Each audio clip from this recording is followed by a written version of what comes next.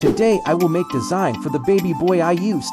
Nathiola, Rose Gerbera Tulip, Hydrangea, Aster, Eucalyptus, Mesangana and light purple ribbon. So watch the video, and don't forget to subscribe my channel. Your support is matter in creative tie. When the flowers don't start from the last of foam, the flowers always put your facing them. You don't put up because the customers wants to see where they pay for it. So just look at the video and follow the way I put flowers. If you have any questions, please don't hesitate for asking. I am very pleased to help you. Thank you for watching and enjoy my videos. Have a good day. See you next video.